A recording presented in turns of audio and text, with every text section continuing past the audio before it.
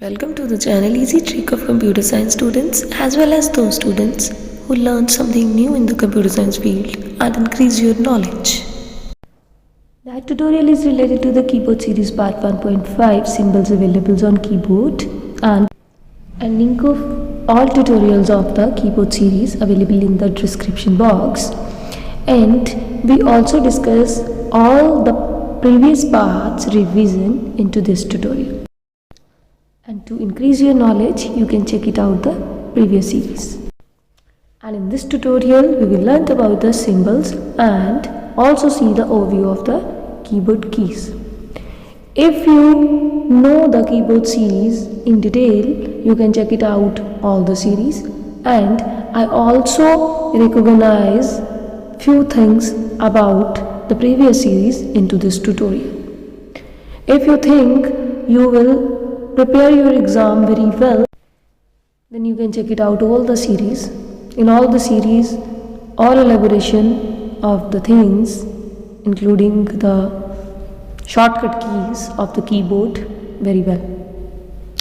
और जब आप सब उस सीरीज़ को बहुत अच्छे से सुन लोगे ना, तो आप बच्चों के अंदर जो एक डर होता है प्रैक्टिकल्स को लेके, वो बिल्कुल ही निकल जाएगा, क्योंकि नॉलेज जितनी ज़्यादा इन्हांस करके आप अपनी प्रैक्टिकल्स देने जाओगे, उतना ही डर आपको कम लगेगा।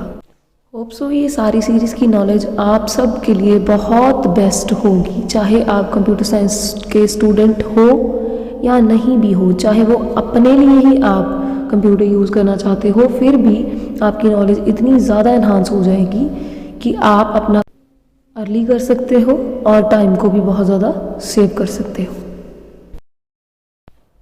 And this is the English keypad, और इस कीपैड के अंदर वो सारे के सारे फंक्शंस अवेलेबल हैं जो हमने सारे लास्ट ट्यूटोरियल्स में पढ़े थे।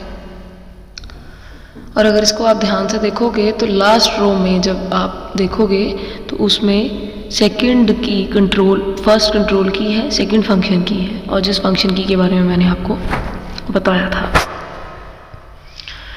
इस ट्यूटोरियल में मैं आपको पूरा का पूरा ओवरव्यू भी दूंगी, जो हमने पूरा कीबोर्ड का अलग अलग ट्यूटोरियल में पढ़ा है, और जो सिंबल्स रह गए हैं वो भी बताऊंगी। और इसलिए सबसे पहले मैं आपको वो दिखाने जा रही हूँ जो कि हर कीबोर्ड के ऊपर अवेलेबल नहीं होता। कंट्रोल की अवेलेबल होती है, ऑल्ट भी अवेलेबल होती है, फंक्शन हर एक पे नहीं अवेलेबल होती। सो फंक्शन की अवेलेबल है सेकेंड, एंड जो आपको ऑल्ट ग्रेटर की करवाई थी मैंने, वो अगर आप देखोगे तो इसी रो में ही है। स्पेस बार के नेक्स्ट जो राइट हैंड साइड पे है वो ऑल्ट ग्रेटर है, और जो लेफ्ट हैंड साइड पे है वो ऑल्ट की है। और इसके बारे में अगर आपको एलेबोरेशन में पढ़ना है तो आपको पिछले ट्यूटोरियल्स में जाना पड़ेगा। ऑल्ट की का ट्यूटोरियल अच्छे से देख लीजिएगा, सुन लीजिएगा, और आपको इजीली ये समझ आ जाएगा। और कंट्रोल की भी अगर आप देखोगे तो कीबोर्ड में दोनों साइड पे होती है, लेफ्ट पे भी, राइट साइड पे भी। ये मेजर की थी जो हम लोगों ने की करी थी, special keys alt, control and function, जो कि हमारी लास्ट रो में ही सारी की सारी अवेलेबल है। और एक और की है जो बहुत ज़्यादा यूज़ होती है, जैसे शिफ्ट की। शिफ्ट की हम यूज़ करते हैं कोई सिंगल लेटर कैपिटल करना हो, और इसके बारे में भी एलेबोरेशन आपने पढ़नी हो तो अल्फ़ा न्यूमेरिक कीज़ वाला ट्यूटोरियल चेक कर लीजिएगा, उसमें आपको सारी की सारी मिल जाएंगी। शिफ्ट की का काम ज़्यादातर अल्फ़ा न्यूमेरिक की के साथ ही होता है, और अल्फ़ा न्यूमेरिक कीज़ आप इस कीपैड में देख सकते हो, जो कि अगर आप कीबोर्ड के कीपैड को देख रहे हो तो थर्ड रो में अल्फ़ा न्यूमेरिक की स्टार्ट हो रही है। जो फर्स्ट रो है उसमें भी अल्फ़ा न्यूमेरिक है, और जो 1 2 3 4 5 6 7 8 9 0 वाली रो आपको दिख रही है वो भी अल्फ़ा न्यूमेरिक में इंक्लूडेड ही होती है, क्योंकि वो 0 to 9 भी लेके चलता है और पूरी A to Z भी लेके चलता है। और ये वाली सारी इस तरह से अवेलेबल है। और कैप्स लॉक की भी अवेलेबल है अल्फ़ा न्यूमेरिक के अंदर, एंटर की भी अवेलेबल है, और आपकी सारी की सारी चीज़ें अल्फ़ा न्यूमेरिक के अंदर अवेलेबल है, जो कि हम ऑलरेडी कर चुके हैं। और सबसे फर्स्ट रो में अगर आप देखोगे तो फंक्शन कीज़ हम लोगों ने करी थी, जिसके लिए हमने फंक्शन की बाद में स्पेशल कीज़ में भी करी कि क्यों अलग से भी हमें फंक्शन की दी गई होती है। और फंक्शन कीज़ F1 से लेके F12 तक ट्यूटोरियल कीबोर्ड सीरीज़ का फर्स्ट पार्ट ही था। आप उसको भी दोबारा सुन लेना अगर आप लोगों को कोई भी नॉलेज चाहिए होगी। एंड F12 अगर आप देखोगे तो F12 के ऊपर ही मैंशनड है यहाँ पे स्क्रॉल लॉक, SCRLK लिखा हुआ है, इसका मीन्स है स्क्रॉल लॉक। जो आप स्क्रॉल करते हो माउस का, उसको अगर आपने लॉक करना है तो यहाँ से कीबोर्ड से भी बड़े आराम से लॉक कर सकते हो, तो फिर वो ऑटोमेटिकली नहीं खुलेगा। कई बार होता है कि आप काम कर रहे होते हो तो कोई जानबूझ के जो है वो माउस जो है वो हिलाना शुरू कर देता है और आपका काम डिस्टर्ब करता है। आप लॉक लगा दोगे अगर, तो चाहे वो हिलाता भी रहे माउस को, आपका काम डिस्टर्ब नहीं कर सकता। नेक्स्ट जो पार्ट है यहाँ पे F12 के बाद वो है प्रिंट स्क्रीन का। प्रिंट स्क्रीन वैसे ही होती है जैसे कि आप अपने मोबाइल के अंदर किसी भी चीज़ का स्क्रीनशॉट लेते हो और स्क्रीनशॉट में किसी भी सॉफ्टवेयर की विंडो भी अगर दिख रही होती है तो वो भी साथ में ही पिक्चर में आ जाती है। तो उसके लिए अगर आपने ऐसा ही कोई स्क्रीनशॉट आपने अपने कंप्यूटर में से भी लेना है, चाहे वो डेस्कटॉप हो, चाहे वो आपका लैपटॉप हो या पाम टॉप हो, नोटबुक हो, टैबलेट हो, कुछ भी हो, जिस पे से भी लेना है, वो प्रिंट स्क्रीन आप प्रेस कर दोगे तो प्रिंट स्क्रीनशॉट जैसे ही आपका काम कर लेगा। प्रिंट स्क्रीन के साथ ही सेटिंग्स की ऑप्शन दे रखी है। सेटिंग्स की ऑप्शन होती है जो कंप्यूटर की, जैसे वॉलपेपर चेंज करना है या टाइम ठीक नहीं आ रहा उसको ठीक करना है, ऐसी कोई सेटिंग्स चेंज करनी है तो यहाँ से भी हो सकती हैं। और इसके लिए मैं आपको ट्यूटोरियल ज़रूर करवाऊँगी जहाँ से आप अपने कंप्यूटर का जो है, अगर टाइम नहीं ठीक आ रहा तो कहाँ से कर सकते हैं, या फिर कौन कौन सी चीज़ें टास्क बार के ऊपर इनेबल हो सकती हैं और कौन कौन सी नहीं हो सकती। ये सारी चीज़ें मैं आपको लेटर ऑन भी ज़रूर करवाऊँगी जो आने वाली सीरीज़ होगी।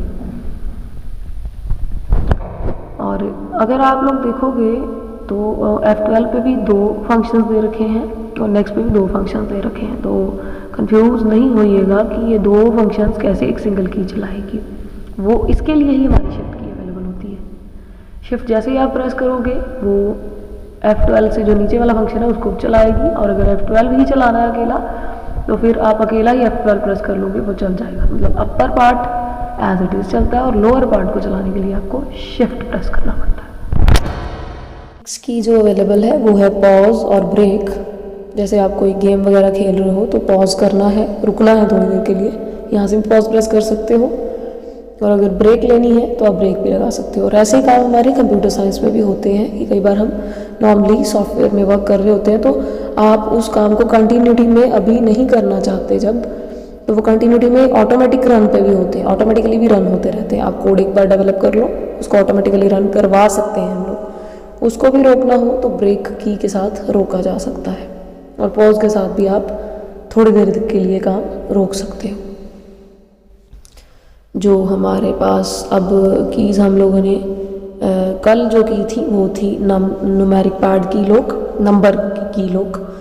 और इस सॉफ्टवेयर में कीबोर्ड में आप देखोगे तो आपको ये चीज़ दिखेगी कि नम लॉक जो है वो अवेलेबल है अलग से। नंबर्स आपके इधर भी अवेलेबल हैं सेकंड रो में, यहाँ से भी यूज़ कर सकते हो। और अगर जो एडवांटेजेस मैंने कल बताए थे आपको अकेले न्यूमेरिक पैड को यूज़ करने के, आप यहाँ से भी कर सकते हो। और यहीं पे ही नाम लॉक जैसे ही आप अनेबल करोगे, प्रेस करोगे तो ये चलना शुरू हो जाएगा, और जैसे ही दोबारा प्रेस करोगे तो ये डिसेबल हो जाएगा।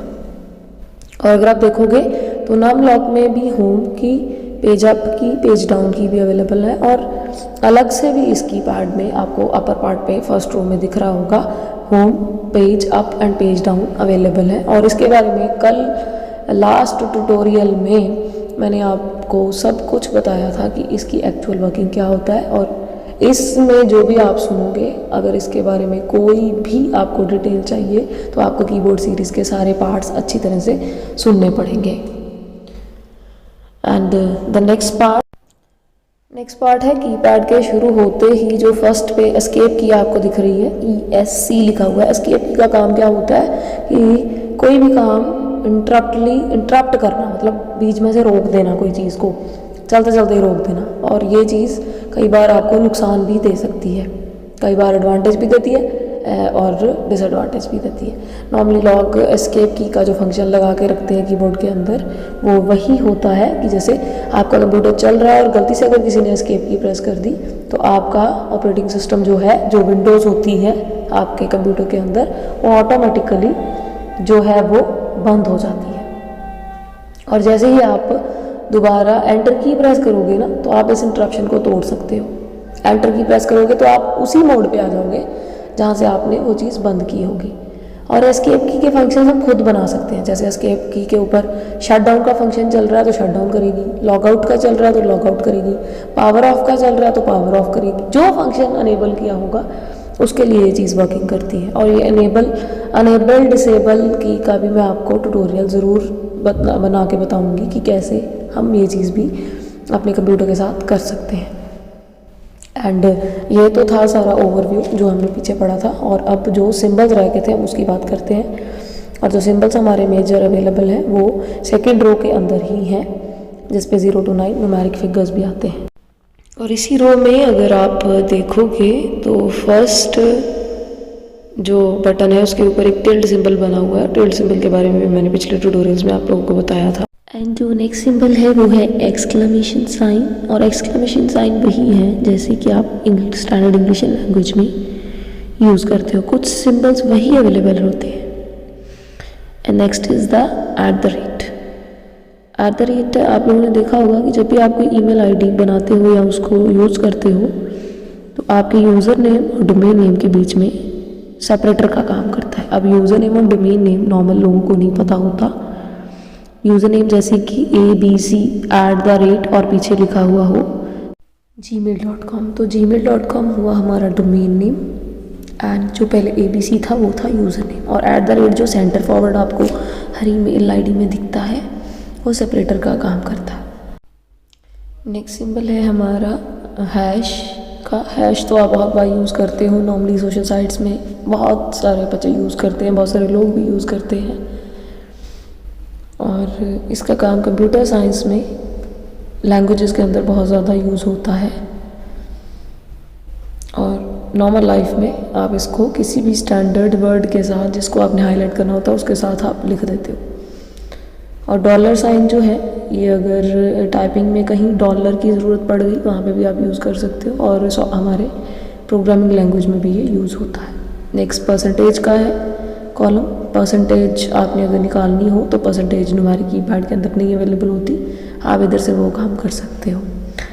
नेक्स्ट जो आपको सिंबल दिख रहा है वो है एक्सपोनेंट। एक्सपोनेंट भी मैथ्स का सिंबल है, ये भी मैथ्स का।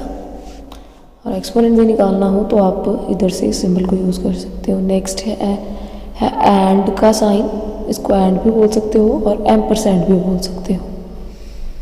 और ये है प्रोग्रामिंग लैंग्वेज में डिफरेंट तरह से यूज़ होता है। नॉर्मल लैंग्वेज में आपने जहाँ पे एंड लिखना हो वहाँ पे ये साइन भी यूज़ कर सकते हो। नेक्स्ट साइन तो वही मल्टीप्लिकेशन का है जो हमने कल भी किया था अपनी न्यूमेरिक कीपैड के ट्यूटोरियल में। नेक्स्ट है हमारे पास जो ब्रैकेट्स, नॉर्मल जिसको हम ब्रैकेट्स बोलते हैं उसको हम कंप्यूटर में ब्रेसेस बोलते हैं। और ये है स्मॉल ब्रैकेट्स की ओपनिंग एंड क्लोजिंग। 9 के ऊपर ओपनिंग है, 0 के ऊपर क्लोजिंग है। दैट नेक्स्ट सिंबल है हाइफन। हाइफन जो हम नॉर्मल इंग्लिश लैंग्वेज में भी यूज़ करते हैं। और नेक्स्ट है प्लस का साइन जो न्यूमेरिक कीपैड में भी अवेलेबल था। और नॉर्मल यही सिंबल्स जो फर्स्ट लाइन में दे रखे हैं 0 to 9 के साथ, यही सारे स्टैंडर्ड इंग्लिश लैंग्वेज में भी हम यूज़ करते हैं। और इस तरह से हमारी कीबोर्ड की सीरीज़ का जो पार्ट है वो आज फिनिश हो गया है। और आपको किसी भी पार्ट की जब नॉलेज चाहिए होगी तो आप पिछले सारे ट्यूटोरियल्स को अच्छे से पढ़ लीजिएगा। और जितना ज़्यादा आप उनको सुनोगे या देखोगे या पढ़ोगे तो आप लोगों की नॉलेज उतनी ही ज़्यादा एनहांस होगी। और अगर आपका कोई भी क्वेश्चन हो किसी भी ट्यूटोरियल के रिगार्डिंग तो आप कमेंट बॉक्स में उस क्वेश्चन को पूछ सकते हो और श्योरली आपको उसका आंसर ज़रूर मिलेगा। एंड जो नेक्स्ट सीरीज़ होगी वो सीरीज़ होगी माउस की। कि माउस तो आप लोगों ने देखा होगा, लेकिन माउस कितनी तरह के अवेलेबल होते हैं या कैसे वर्किंग करते हैं। अब कीबोर्ड के तो शॉर्टकट्स हमने पढ़ लिए, लेकिन माउस तो नॉर्मल लोग माउस यूज़ करते हैं ना, और अगर माउस की भी डिटेल इन्फॉर्मेशन उन लोगों को चाहिए, उन लोगों के लिए ट्यूटोरियल बनेगा और आप उसमें देखोगे कि कैसे कैसे उसकी भी वर्किंग होती है। होप सो ये सीरीज़ भी आपके लिए बहुत हेल्पफुल रहेगी, और नेक्स्ट जितनी भी सीरीज़ मैं आपको करवाऊँगी वो भी आप लोगों के लिए बहुत हेल्पफुल रहेगी। और फिर कल तक आप लोग सारे ट्यूटोरियल्स अच्छी तरह से देख लीजिएगा, और कल ही आप लोग जो भी क्वेश्चन पूछना चाहो कमेंट बॉक्स में डाल दीजिएगा, आपको उसके आंसर्स ज़रूर मिलेंगे। एंड डे आफ्टर टुमारो आपको नेक्स्ट सीरीज़ जो न्यू सीरीज़ होगी वो ज़रूर मिल जाएगी, और उसका पार्ट भी मिल जाएगा। And thanks for watching that channel. Hope so that all information will helpful for you. Stay blessed. Take care.